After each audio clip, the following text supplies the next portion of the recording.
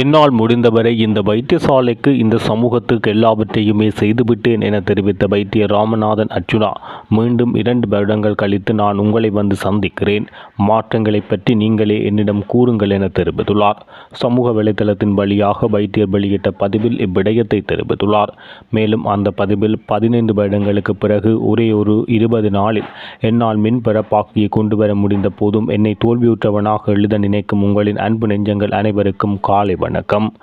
இயக்கவே முடியாது என வைத்திருக்கப்பட்ட அவசர சத்திர சிகிச்சை பிரிவை 3 நாட்களில் இயக்க முடிந்த எனக்கு நீங்கள் தோல்வியுற்றவன் என பட்டம் தந்தால் உங்களுக்கும் எனது வணக்கம்.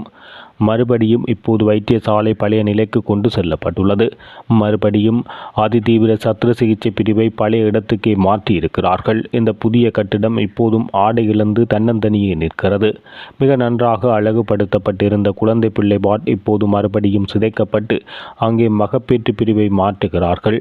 நான் நினைக்கின்றேன் அங்கே இருந்த மகப்பேற்று நிபுணர் மறுபடியும் வேறு வைத்தியசாலைக்கு மாற்றம் பெற்று சென்று விட்டார் என்று. இந்த எல்லா பின்னடைவுகளுக்கு பின்பும் மறுபடியும் யாராவது வைத்திய நிர்வாகத்திறன் கொண்டு ஒருவர் வந்து இந்த வைத்தியசாலை இயக்கினால் தான் உண்டு. தென்மராட்சி அபிவிருத்தி சங்கமும் இப்போதுள்ள வைத்திய நிர்வாகவியல் தெரியாத ஒருவரும் மறுபடியும் வைத்தியசாலையை கூறு போடுகிறார்கள். மீண்டும் 2 வருடங்கள் கழித்து நான் உங்களை வந்து சந்திக்கிறேன். மாற்றங்களை பற்றி நீங்கள் என்னிடம் கூறுங்கள். என்னால் முடிந்தவரை இந்த வைத்தியசாலைக்கும் இந்த சமூகத்துக்கும் எல்லாவற்றையும் செய்துவிட்டேன். ஒரு தனி மனிதனால் எல்லாவற்றையும் இழந்து உங்களுக்காக நான் செய்த உதவிகளுக்காக நீங்கள் எழுதும் ஒவ்வொரு வரிகளும் எனது மனமார்ந்த நன்றிகள் என்றுள்ளது. இதேவேளை சாவச்சேரி நீதவான் நீதிமன்றத்தில் வைத்தியர் ராமநாதன் அர்ச்சுனாவுக்கு எதிராக வைத்தியர்கள் உள்ளிட்ட சுகாதார தரப்பினால் தொடரப்பட்ட வழக்கு இன்று விசாரணைக்கு எடுத்துக் கொள்ளப்பட உள்ளது. என்னால் முடிந்தவரை இந்த வைத்தியசாலைக்கு இந்த சமூகத்துக்கு எல்லாவற்றையுமே செய்துவிட்டேன் என தெரிவித்த வைத்தியர் ராமநாதன் அர்ச்சுனா மீண்டும் 2 வருடங்கள் கழித்து நான் உங்களை வந்து சந்திக்கிறேன். மாற்றங்களை பற்றி நீங்களே என்னிடம் கூறுங்கள் என தெரிவித்துள்ளார். சமூக வலைதளத்தின் வழியாக வைத்தியர் வெளியிட்ட பதிவில் இவ்விடயத்தை தெரிவித்துள்ளார்.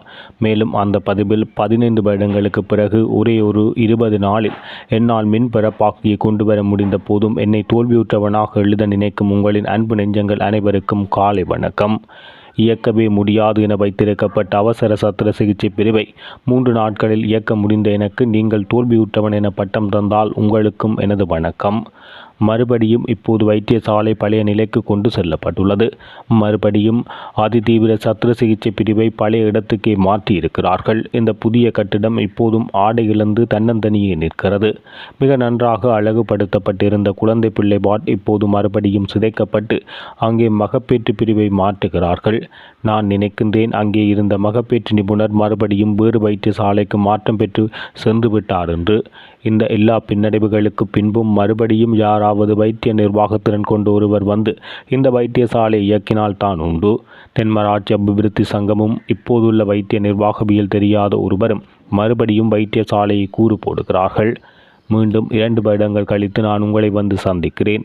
மாற்றங்களை பற்றி நீங்கள் என்னிடம் கூறுங்கள். என்னால் முடிந்தவரை இந்த வைத்தியசாலைக்கும் இந்த சமூகத்துக்கும் எல்லாவற்றையும் செய்துவிட்டேன். ஒரு தனி மனிதனால் எல்லாவற்றையும் இழந்து உங்களுக்காக நான் செய்த உதவிகளுக்காக நீங்கள் எழுதும் ஒவ்வொரு வரிகளும் எனது மனமார்ந்த நன்றிகள் என்றுள்ளது. இதேவேளை சாவச்சேரி நீதவான் நீதிமன்றத்தில் வைத்தியர் ராமநாதன் அர்ச்சுனாவுக்கு எதிராக வைத்தியர்கள் உள்ளிட்ட சுகாதார தரப்பினால் தொடரப்பட்ட வழக்கு இன்று விசாரணைக்கு எடுத்துக் கொள்ளப்பட உள்ளது. ஜனாதிபதி தேர்தல் அறிவிக்கப்பட்டுள்ள சூழலில் பல்வேறு தென்னிலங்கையினுடைய வேட்பாளர்கள் கட்டுப்பணம் செலுத்துகின்ற செய்திகளும் வந்து கொண்டிருக்கின்ற இந்த சூழலில் தேர்தல் திணைக்களம் அடுத்த வருட நடுப்பகுதியிலே பாராளுமன்ற தேர்தலும் நடைபெறும் என்கின்ற ஒரு தகவலையும் செய்தி குறிப்பாக வெளியிட்டிருக்கின்றது. இந்த சந்தர்ப்பத்தில் சமீபத்தில் 7 கட்சிகள் கூட்டம்னு சொல்லி சிவில் அமைப்பினருடன் தாங்களது ஒப்பந்தம் செய்து கொண்டதாக ஒரு செய்தியை வெளியிட்டிருந்தார்கள். அதற்கான புகைப்படங்களும் சமூக வலைத்தளங்களில் சோஷியல் மீடியாவிலும் வெளியாகிருந்தது. உண்மையில் 2 நாடுகள் 2 கருத்து வேறுபாடுகள் உள்ளவர்கள் ஒப்பந்தம் செய்வதை நாங்கள் பார்த்திருக்கின்றோம். 2 தரப்பினர்கள் இணக்கப்பாடில்லாத 2 தரப்பினர்கள் ஒரு இணக்கத்துக்கான ஒரு பொது ஒப்பந்தத்தை செய்வதை பார்த்திருக்கின்றோம். ஆனால் இங்கு தமிழ் மக்களுடைய பிரதிநிதிகளாக சொல்லிக்கொள்கின்ற சில உதிரி கட்சிகள் சிவில் அமைப்பினருடன் நாங்கள் ஒப்பந்தம் செய்து கொண்டோம், அது ஒரு பெரியொரு விடயமாக தாங்கள் பார்ப்பதாகவெல்லாம் அதனூடாக பெரியொரு பேரெழுச்சி ஏற்பட்டிருக்கின்ற என்றெல்லாம் ஒரு செய்திகளை அவிட்டு விட்டிருக்கின்றார்கள். உண்மையிலேயே இவர்கள் எதிர்வருகின்ற நாடாளுமன்ற தேர்தலினுடைய தோல்வி கலக்கத்திலிருந்து தான் இவ்வாறான நாடகத்தை அரங்கேற்றிருக்கின்றார்களே தவிர இது தமிழ் மக்களுடைய அரசியல் உரிமை பிரச்சனைக்கான தீர்வுக்கான இந்த ஒப்பந்தமோ எதுவுமே கிடையாது. சிவில் அமைப்பினர் என்று மறுபகுதியினர் அங்கீகரிக்கப்பட்ட அரசியல் கட்சி என்று சொல்லிக்கொண்டு இவ்வாறான செயற்பாடு ஈடுபட்டிருக்கின்றார்கள். அதில் சிலர் அரசியல் கட்சிகளாக பதிவு செய்யப்பட்டவர்களும் இருக்கின்றார்கள். ஆகவே இந்த நிலையில் நாங்கள் பார்க்கின்ற பொழுது இது ஒரு தமிழ் மக்களை ஏமாற்றுகின்ற இந்த ஒப்பந்தத்தை தாங்கள் செய்துள்ளதாகவும் கூறுகின்றார்கள். அதில் இன்னும் தங்களுடைய பொது வேட்பாளர் யார், சின்னம் யார் என்றெல்லாம் அவர்கள் இந்த தகவலை இதுவரை வெளியிடவில்லை. இது இன்னும் அங்கே குழப்பங்கள் நீடித்து கொண்டு தான் இருக்கின்றன. இரண்டால் இது ஏமாற்றுத்தனமான ஒரு செயல்பாடு.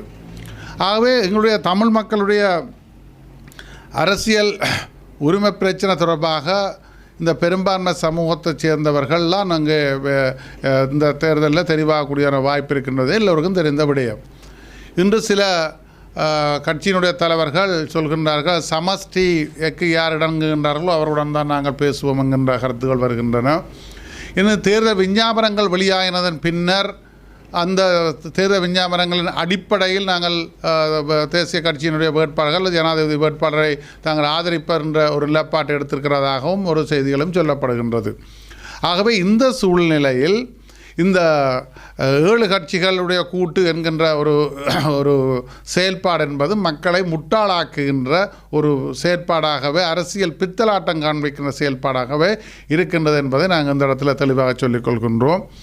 அதே போன்று கடந்த 2013ஆம் ஆண்டு நடைபெற்ற வடக்கு மாகாண சபை தேர்தலில் அங்கே தென்னிலங்கையிலிருந்து இழுத்து வரப்பட்ட முன்னாள் நீதியரசர் என்று சொல்லப்படுகின்ற ஒருவரை அவர்கள் தமிழ் தேசிய கூட்டமைப்பு அவரை அழைத்து வந்தது.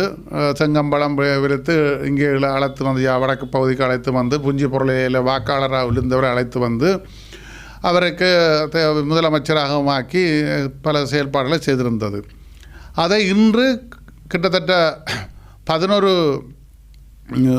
ஆண்டுகளுக்கு பிறகு திரு சுமந்திரன் அவர்கள் தன்னுடைய ஒரு கலந்துரையாடலிலே மிக தெளிவாக சொல்கின்றார், நாங்கள் தவறிழைத்து விட்டோம் என்று. இந்த விடயத்தை நாங்கள் ஏற்கனவே கூறியிருந்தோம். ஈழ மக்கள் ஜனநாயக தெளிவாக கூறியிருந்தது. இந்த மக்களுடைய பயணத்திலே, இந்த மக்களுடைய ஈழ விடுதலை போராட்ட பயணத்திலே பங்கெடுத்தவர்கள் எவ்வளவோ இருக்கின்ற பொழுது இவ்வாறான செயற்பாட்டை செய்கின்றார் என்ற விடயத்தை நாங்கள் சுட்டி காட்டியிருந்தோம். ஆனால் அன்று இல்லை, அவர் நீதியரசர், அவர் பல விடயங்களை சாதிப்பார், ஓய்வு பெற்றவர், அவர் பல விடயங்களை செய்ய முடியும் அவரால் என்கின்றெல்லாம் மக்களை ஏமாற்றி அமைந்தது தமிழர் அரசு என்று சொல்லி பல்வேறு செய்திகளை வெளியிட்டு அரங்கேற்றத்தை காட்டினார்கள். ஆனால் இன்று அவர்கள் சொல்கின்றார்கள், அந்த செயற்பாடு என்பது தாங்கள் விட்ட மகா தவறு, தமிழரசு கட்சி செய்த தவறு என்பதை இன்று ஒற்றுக்கொள்கின்றார்கள். அந்த விடயத்தை நாங்கள் அன்றே சுட்டி காட்டியிருந்தோம். இவ்வாறானவர்கள், இந்த இதுக்கு உதவாதவர்கள், இவர்கள் கடந்த ஈழ விடுதலை போராட்டம் இருந்த பொழுது எங்களுடைய தமிழ் இளைஞர்கள் வடக்கிலிருந்து தென்னிலங்கைக்கு தஞ்சமடைய சென்றவர்கள் அங்கிருந்து தப்பிச் செல்ல வெளிநாட்டுக்கு செல்ல முயற்சினெல்லாம் பயங்கரவாத தடை சட்டத்தின் கீழே அவர்கள் எல்லாம் கைது செய்து சிறையிட்டவர்கள் என்றெல்லாம் பல விட சொல்கின்ற போது இல்லை அதை எல்லாத்தையும் மூடி மறைத்தார்கள். இன்று அந்த விடயத்தை ஒப்புக்கொள்கின்றார்கள். அதே போன்று தாங்கள் அந்த அமைச்சரவைகள் இருந்தவர்கள் எல்லாம் மாற்றம் செய்த போது தாங்கள் எல்லாம் மௌனமாக இருந்ததுக்கு வவுனியாவிடம் மன்னிப்பு கேட்கின்ற கருத்தெல்லாம் சொல்லியிருக்கின்றார்கள். ஆகவே இந்த விடயங்களை ஏற்கனவே தீர்க்க தரிசனமாக ஈழ மக்கள் ஜனநாயக கட்சி தெளிவாக சொல்லியிருந்தது. அதுதான் இன்று காலங்கடந்து அவர்கள் ஏற்றுக்கொண்டிருக்கின்ற விடயத்தையும் நாங்கள் இந்த இடத்துல சுட்டி காட்ட விரும்புகின்றோம். இனிவரும் காலங்களிலும் ஈழ மக்கள் ஜனநாயக கட்சி எடுக்கின்ற அரசியல் நிலப்பாடு என்பதும் காட்டுகின்ற தீர்க்க தரிசனமான வழிமுறை என்பதுதான் இந்த மக்களுக்கு ஒரு விமோசனத்தை பெற்றுத்தரும் என்பதை நாங்கள் தெளிவாக சொல்கின்றோம்.